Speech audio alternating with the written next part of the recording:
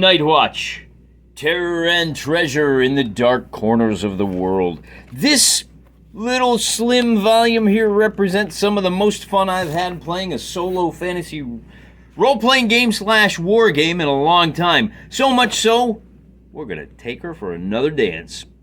Say hello to my little friends. They have sworn a pact to free the lost caverns of Airom. They're my little friends because they're all dwarves. We're looking at Gavin Morgan here with the giant friggin' hammer. This is Bob Yojimbo with the double-handed axe. Arthur de Casilva with the mace and shield, and here with the... Oh, this is Arthur de Casilva. And with the axe and shield, that's Jonal Amshead. Those names are loosely taken from some of my more frequent commenters. And as you can see, I'm doing an all-stunty campaign this time. I'm also doing all blades. For those of you who are not familiar, every time you take a turn, each character gets 4 actions. He gets a free move, and then he gets to do something else, maybe. He gets a D10, a D6, and a D8 to take 3 actions. He can move again if he wants to, but he needs to roll a 4 or better on whatever die he's using. He can take a smack at his opponent, but he needs to roll a 4 or better. So with increasing actions, it becomes decreasing chances of success. When a bad guy attacks these guys, notice they're all wearing heavy armor. They're only going to be moving 5 inches on any given action, but because they're all blades, they get to roll 2 dice whenever they try to do something. So here, look, I got 2 of each set. See, isn't that great? Well, hold on. They get to do 2 dice when they're trying to attack, or when they're trying to defend, or, oh, I'm going to need another D6 because they're all wearing that heavy armor that does slow them down. However, this is one of the quirks of the rule set. As blades, they get to roll 2 dice when defending, and on a 4 up, they're not hurt. But when you're wearing heavy armor, you get to roll 2d6 when defending to see if you're hurt. So does that mean I get to roll 4d6? Does it mean that I think it might have been better if the heavy armor had given d8s for defense? Maybe. What I'm going to do is, because I think maybe a little OP to be rolling 4d6, I'm going to roll 3. Since they're blades in heavy armor, I think 3d6 when defending is still going to be crazy tough. That means they're going to be hit.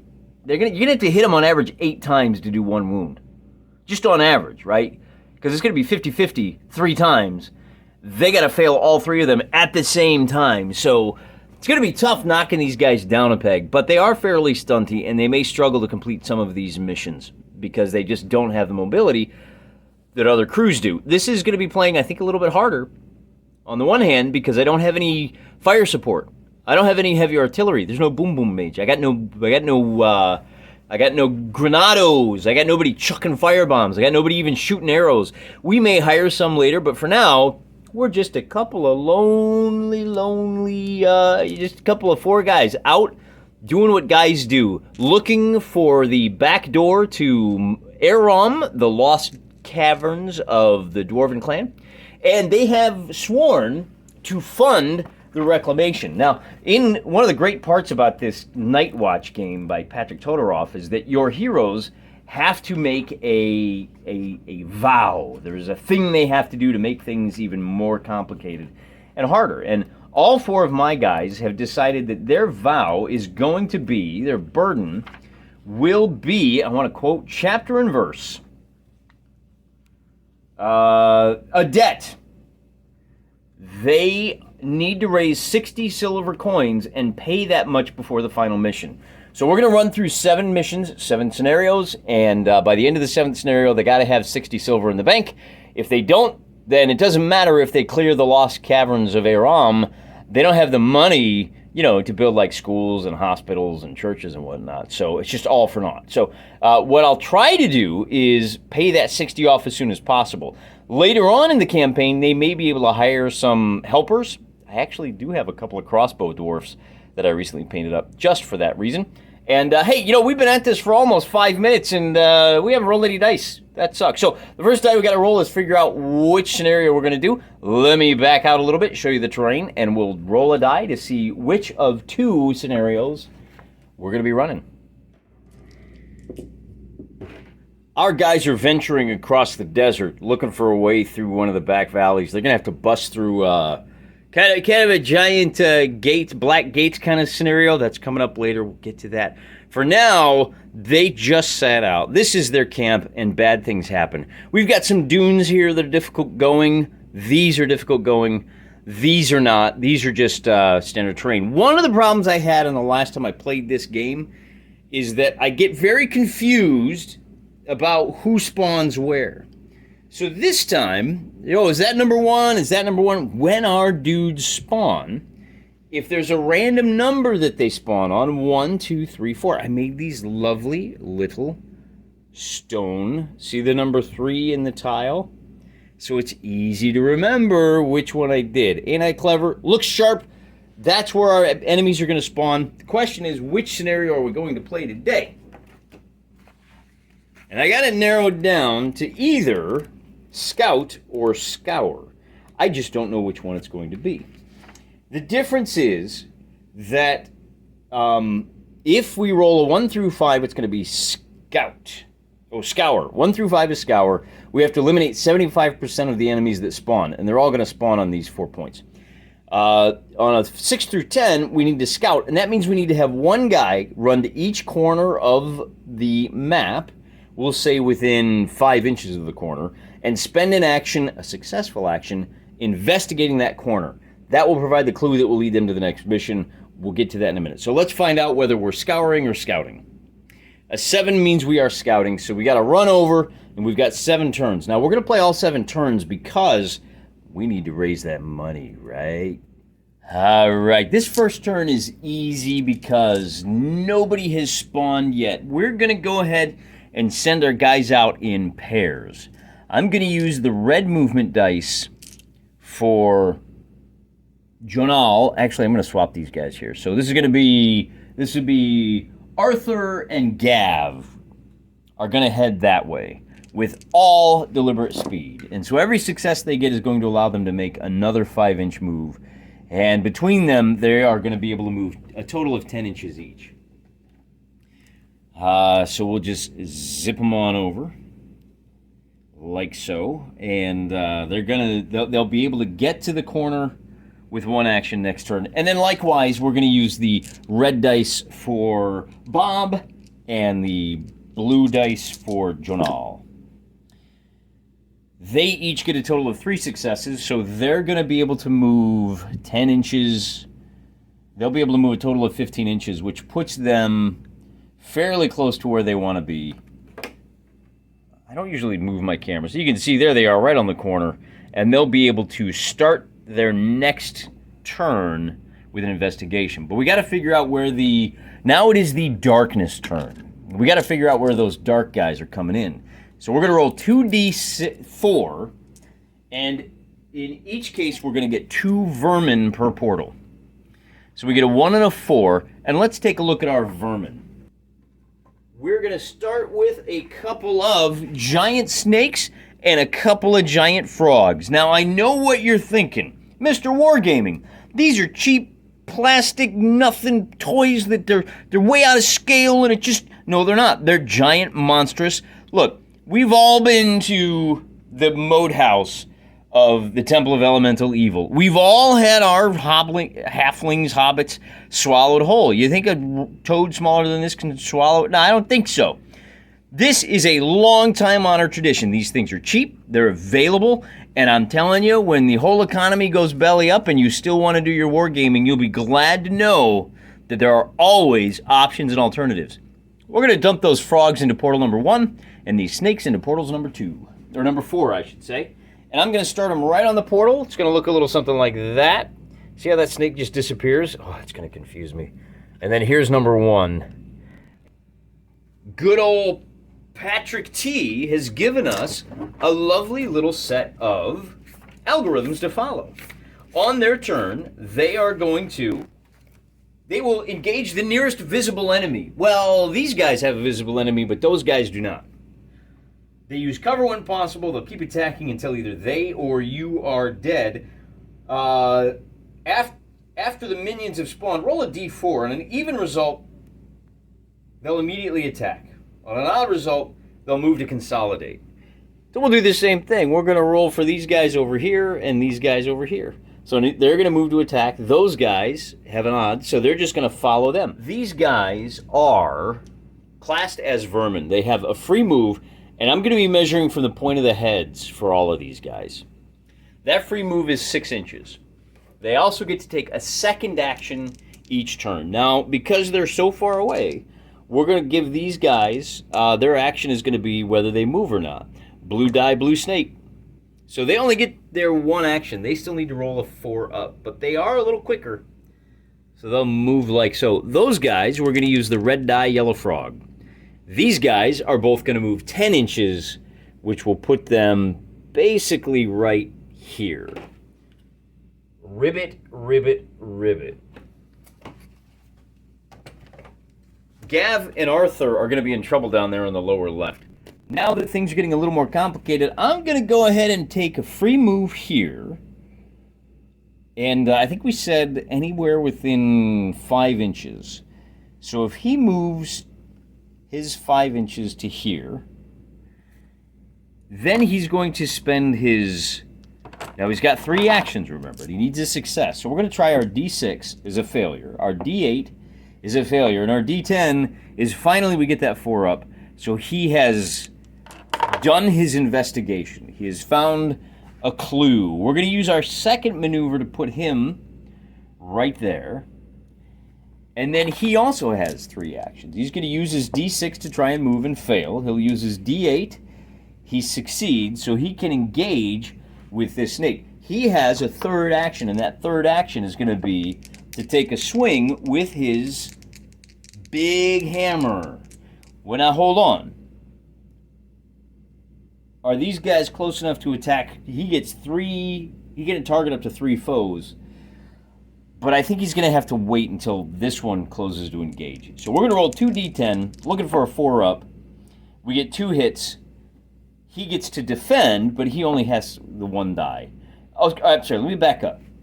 You get 2 chances to succeed. This 8 and the 10 means he has a successful hit. This is not 2 hits, it's a single hit. He just had 2 chances. That means this snake is dead, and that goes to Gav. Now, Gav is going to be able to claim a bounty on that snake after the battle is over. You can use your actions in any order you want, so we're going to start with... who is that? Jonal? No, that's Jonal. We're going to start with him. He's going to investigate and fail. Okay, fine. He's going to investigate and succeed, and now that we've checked off that box, he can use his free move and try one more, so he's going to race up to the next corner. Meanwhile, he doesn't have any foes. All the enemies are over there on their left flank, so he's going to use all of his actions to try to move. He gets 1, 2, 3 successes, so he can move a total of 20 inches. 12 puts him on the portal. And then 8 more will put him right there. And that is right on the edge of 5 inches. So he's going to be able to investigate that second one. They may be able to do the investigation or rush over, but we'll see who appears there. Because we still have, this being the second turn, we got to roll to see who comes on the board where. So we get all 4 of our minions are going to come on at location 1. And this time around, it's going to be a swarm of giant, hideous, disgusting... Look how cute these little lizards are. Aren't those the best? All of these guys, they're all going to appear on number 1, which is going to complicate things greatly. There are now a lot of bad guys. And again, we're going to measure from the heads. We're going to roll a d6 for each of these guys, or the d4. Remember, on evens, they're going to immediately move to... you know what? With these guys, you got to play them smart. With these guys, are they going to consolidate, or are they going to attack the nearest visible foe? They have no visible foes. So the 1 means that they're going to consolidate. But we'll do them last. Let's take a look at our heroes over here first, shall we? This snake is obviously going to use his free move to engage and attack. And remember, he's got a d6, so he misses his attack and he is done. Then we've got a couple of frogs who are going to both move and then make a second move. Well, one of them is going to get that second move. Because they are lowly minions, it doesn't really matter which is which, and we're going to split them up. Something like that. Giant frogs. Then we're going to deal with our giant creepy lizards. We've got 4 of them. Let's see. We're going to roll a total of 3 dice. We get 2 successes and 3 successes. So they're going to be able to move 10 inches to consolidate with their buddies. 3 of them are anyway. 1, 2, 3. The other one is just going to get his free move, and he's just going to follow up. Like so. Boy, everybody's swinging around to that left, huh? That's the end of turn number 2. Remember I said we got 3 turns. Let's go back to the quiet corner first. We're really going to want to do this one little bit at a time. He's got to run... Now, the dunes here are harder to run over. He can run 2.5 inches to the top, but it's going to cost a total of 10... Well, let's see. That's 4 inches across. So it's going to cost him 8 inches to get to here. Or he can just run around like so for his free move. Then he's got a second move and a third move that I know we're going to want to take. He gets 1 move out of that to here. And then his last move is going to be a failure. So I told you they're stunty. It's going to take him some time. He's going to take all 3 actions to try to move as well. Now, if you're playing along at home, alchemists and bomb throwing, what do they call them? Oh, the wizards. They get to roll 2 dice to succeed. But I'm really happy with that success. We needed, boy, somebody, he turns on the afterburners and he just races straight over to get stuck in. He's got some eyes on the bounty. Let's go take a look at Gav and Arthur next. You can take your actions in whatever order you want. So Bob here, no, Mason Shield. Arthur, it's going to take me a couple of videos to figure out who's who. That's going to be his first move. His second move is going to be to engage this guy over here. Maybe draw some aggro. Fail, fail, and success. We'll run him up to here and say, come at me, Froggo. Now he's got the opportunity to attack first. He gets to roll 2 dice. He gets his hit, and that minion makes a successful save. So we'll roll 2d8, which gives us a success. And the minion fails, so another one goes down. Bar in mind, he still has his d6s and his free move. So he can engage with this vermin and make his d6 attack. He gets the hit, and that vermin, ooh, sorry about that, fails. So that's a 3rd kill. He's racking up his silver. And that is the end of our good guy's turn. So we have to figure out who spawns where next. I got a 1 and a 2. So we'll drop a pair of frogs on number 2, and we'll drop a pair of a couple of more snakes over on number 1. And we have a grand total of 2, 4, 6, 8, 9 enemies still on the board. They have to go now. We'll start with the nearest one, who's going to race up here to Mr. Mason Shield. And he gets 1 attack at d6. Is going to be a failure. Then these guys are all going to approach. Well, hang on.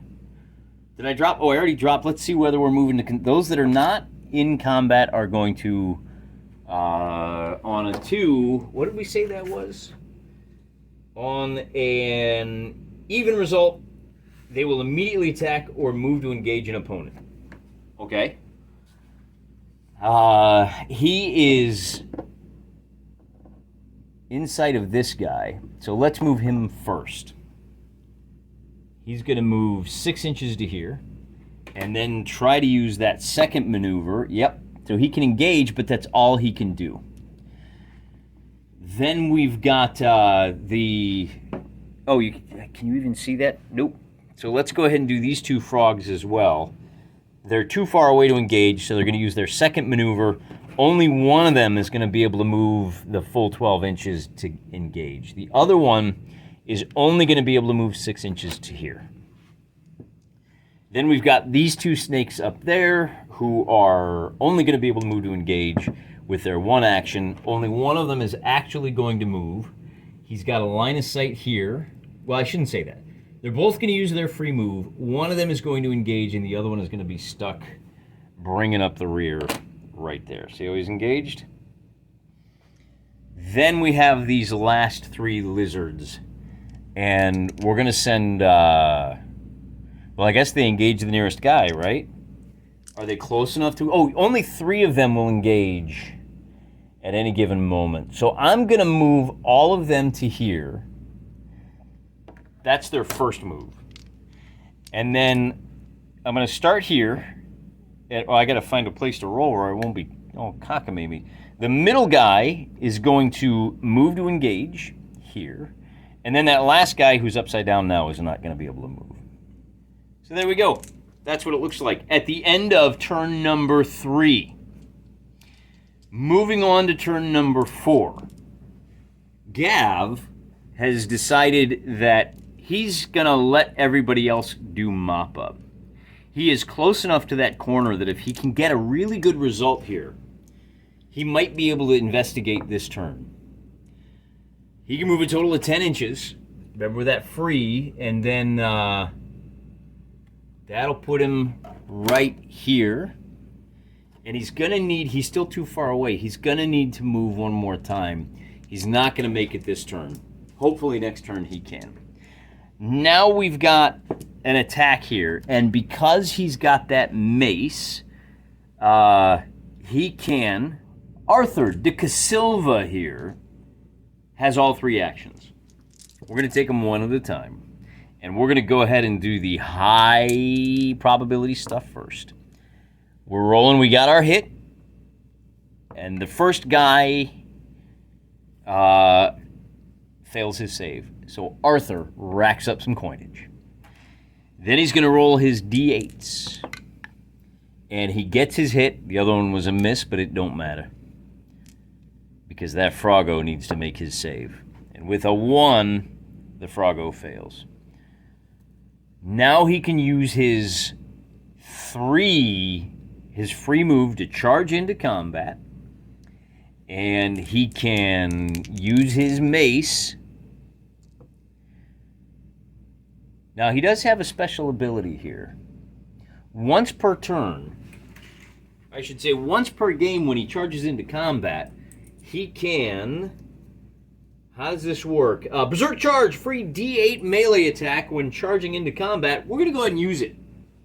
So this is a free D8 attack, and because he gets his double bonus, hey, look at that. He still gets his hit. And that giant lizard makes it save, so didn't do any good. But hey, it was worth a shot.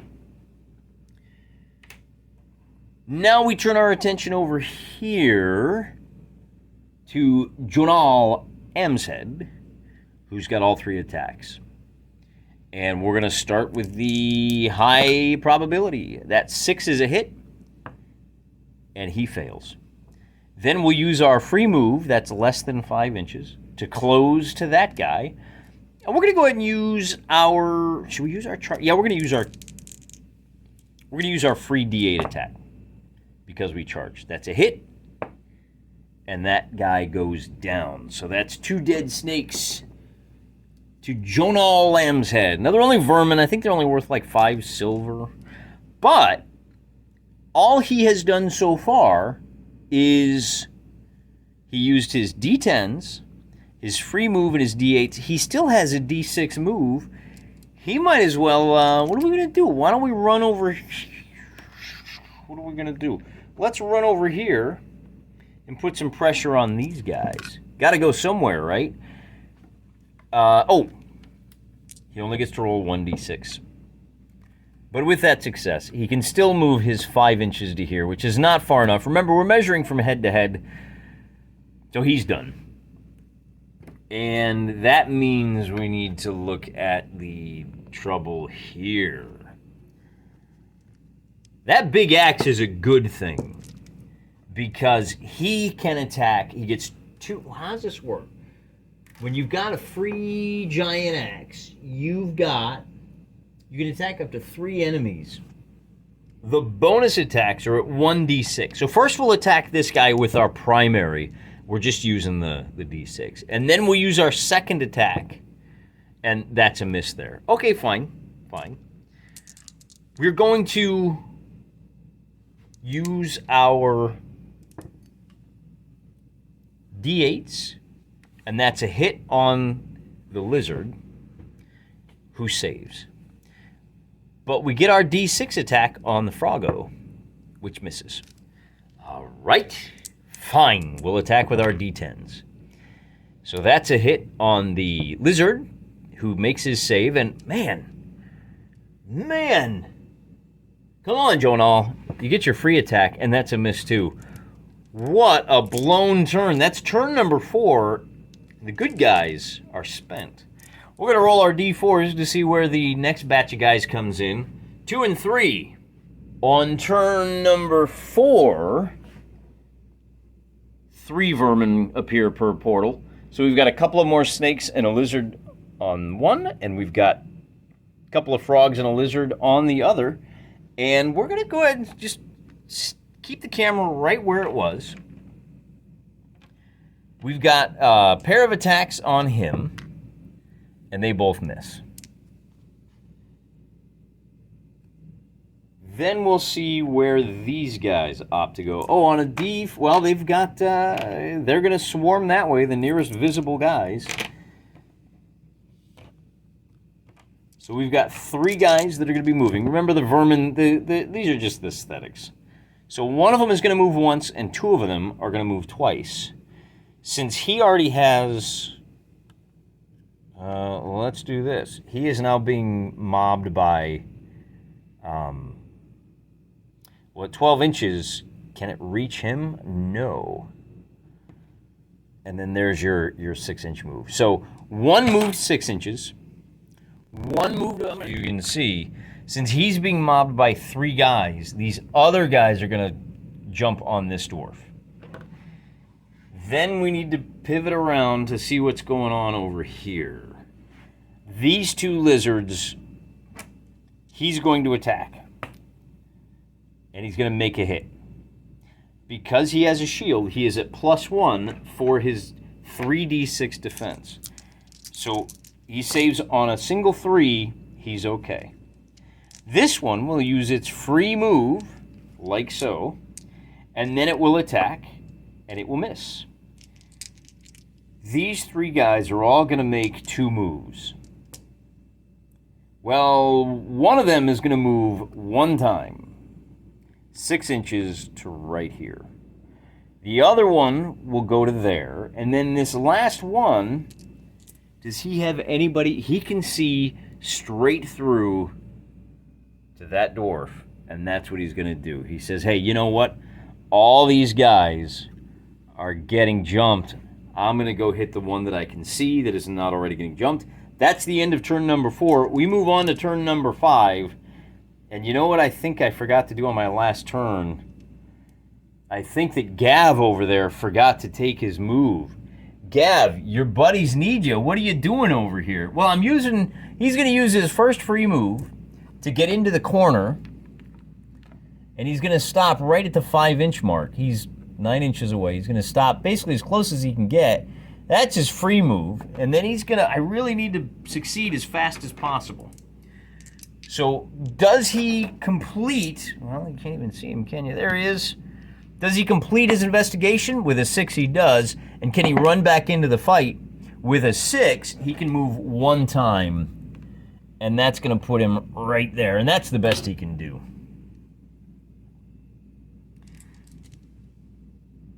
But we got all 4 done. We've successfully completed our mission. But the enemy now panics, and they flee the field. Oh, we can't stop them from investigating the 4 things. Can't stop them from finding the clues that would help lead them to the back gate. So we're going to boogie. At the end of the battle, we got some rewards to do. And Gavin, with the big old hammer here, he racks up a big 9 silver for having killed who he did, and now he ends with 16. Arthur is going to earn another 9. He also ends with 15. Jonal and Bob only earn 6 each. So they end the day with 12 silver and 12 silver. At 6 silver per game, you guys are going to have to pick up the pace, guys. You're never going to free Airom from the big black demon. The fire, is it a shadow wreathed in fire or a fire wreathed in shadow? Stay tuned for the 7th battle. In the meantime, there's a couple of other fun things that we get to do to figure out our rewards. Specifically, when you finish a mission, let's see, we get silver. Yeah, we do that.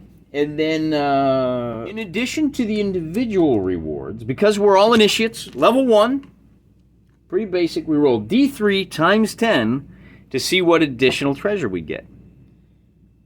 That's going to be an additional 20 silver, which, unless my math is mistaken, that buys each of our guys another 5. So we're up to 20 silver for both Arthur and Gav. And then we're up to 17 for Jonal and Bob. Bob the Dwarf. You also get D3 tokens. Now, tokens are kind of like magic potions. You wear them on your belt. We get, it's D3. Let me roll a D6 to figure out how many of those we get. So we get 3 of those. And there is a random chart somewhere in here that you roll on to see which ones you're going to get. Take a look here. I think that's it. Some gold, some tokens. Oh, yeah, there we go. There's a token list. So here, I'll show you kind of what it looks like right here. See, there's 10 of them. So we're going to roll a D10 3 times, or we'll roll it twice. So 6, 9, and a 7. 6, 7, and 9. It's going to be sagacity, guile, and nullification. Looks like I'm going to need a treasure list here for these guys. The token of guile allows you to make a free disengage. Now, I should point out that I didn't use any tokens in this battle. This is a fairly easy one, kind of easing me back into the gameplay. We're going to sell that token of sagacity and give our group an 18 silver piece kind of bonus. The token of sagacity lets you cast a spell twice. I don't have any spellcaster. It doesn't do me any good. The token of guile could be useful. That allows you to... You break it, and you can freely disengage. And I think the tokens, I have to double check, I think they don't take an action either. So if you're stuck in and you're getting swarmed and you just want to boogie away, you can use your free move and you break the token, and basically it's a quick teleport to get out of dodge. Token of nullification will be useful later as we go up against spellcasters. If any of our guys gets charmed or poisoned or otherwise hit by a negative spell, the token of nullification will just, it's an undo card, right? It negates that spell. So we did really good today. We didn't make a whole lot of money, but we got through our first mission without any difficulties. We're learning these guys' capabilities, and then just for the sake of future reference, our guys each have a healing potion, and then they all have either a smoke bomb or a flashbang, or a couple of these guys have a small blast template. It's a bomb that does D6 attacks to everybody in like a, I want to say 4-inch template. Maybe it's 3-inch. That'll come in handy later when we start getting swarmed by the hordlings who have skills where they actually... So these guys have the free move and then 1 action with a D6. The next level of bad boy that we're fighting is going to have a free move plus 2 actions that they roll a D8 for. And then the last level of dudes, they're going to have a free move plus 3 actions of D10. Those are terrors, and they are terrifying. You'll see later, we're going to start to struggle. We're going to need some more help other than these 4. Thankfully, we don't face any of those until like the 5th mission, so we got a ways to go. Mission 1, investigate the desert. Now we know what direction we're going to head. We'll take a look at the oasis in our next battle. And until then, I'm praying for you.